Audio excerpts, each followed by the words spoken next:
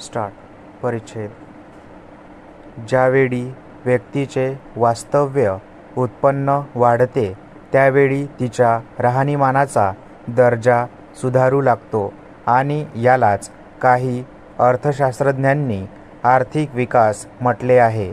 काही अर्थशास्त्रज्ञांनी आर्थिक विकास ही संकल्पना औद्योगिकरण आणि शहरीकरण यास जोडलेली आहे.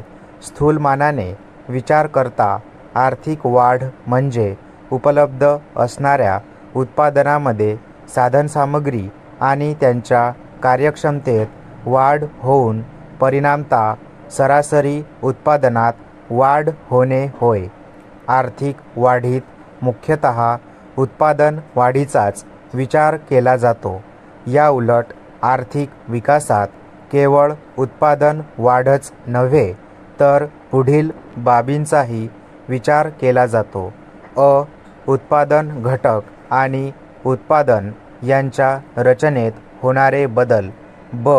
उत्पादनासाठी वापरल्या जाणाऱ्या तंत्रज्ञानात होणारे बदल.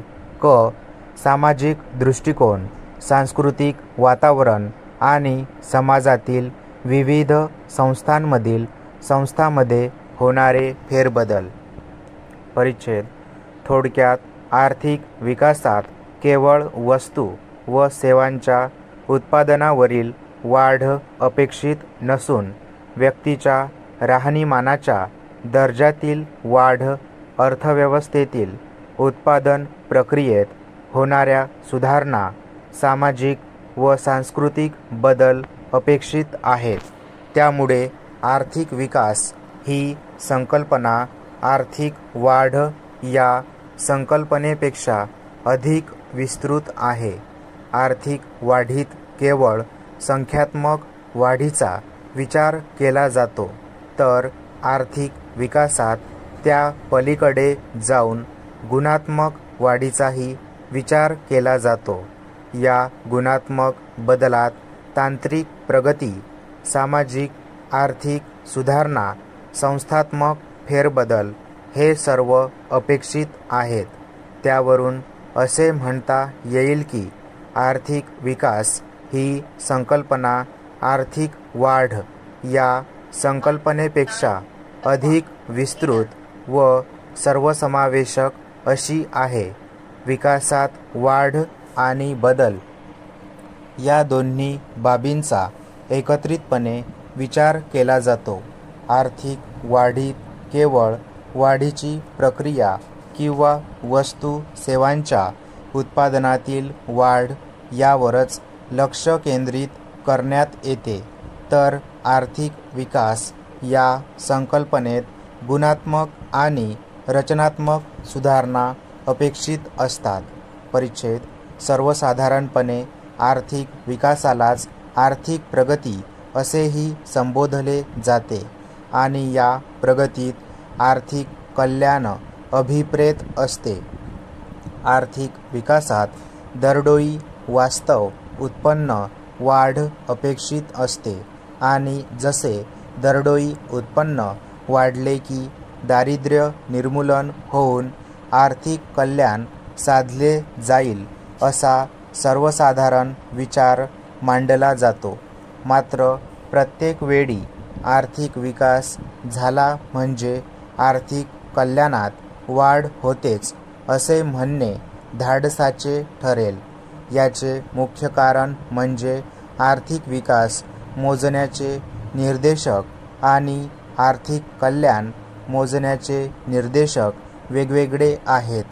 उदाहरणार्थ, आर्थिक कल्याणाच्या दृष्टिकोनातून विचार करता कोणत्या वस्तूंचे उत्पादन झाले, ते किती प्रमाणात झाले इतकाच विचार करून न थांबता ते उत्पादन कसे झाले आणि कोणासाठी झाले हा विचार करणेही महत्त्वाचे ठरते.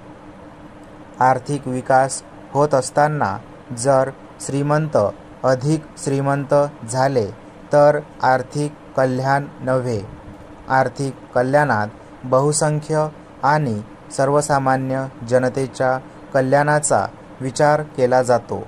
दीर्घकाळात उत्पन्नाच्या वाटपात होणारे बदल, कामाच्या परिस्थितीतील बदल, ग्राहकांच्या आवडीनिवडीत होणारे बदल, राष्ट्रीय उत्पादनाच्या रचनेत होणारे बदल अशा अनेक घटकांमुळे आर्थिक विकास आणि आर्थिक कल्याण यात भेदभाव करणे अवघड जाते. परिच्छेद. अशा प्रकारे आर्थिक वाढ ही संकुचित संकल्पना असून इथे केवळ संख्यात्मक वाढीचा विचार केला जातो, तर आर्थिक विकास ही अधिक विस्तृत संकल्पना असून येथे संख्यात्मक तसेच गुणात्मक वाढीचा विचार केला जातो.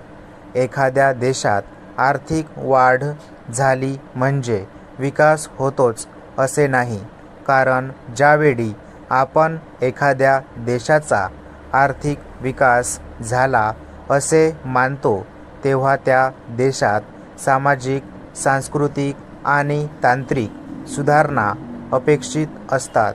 तसेच आर्थिक विकासात अर्थव्यवस्थेतील निरनिराळ्या क्षेत्रांचा एकमेकांशी येणारा अधिक चांगला समन्वय, संकटांना तोंड देण्याची अर्थव्यवस्थेची क्षमता, स्वयंपूर्णता, बदलांना किंवा सुधारणांना तोंड देण्याची आणि नवनव्या प्रक्रिया स्वीकारण्याची तयारी अशी अनेक बाबींचा विचार केला जातो.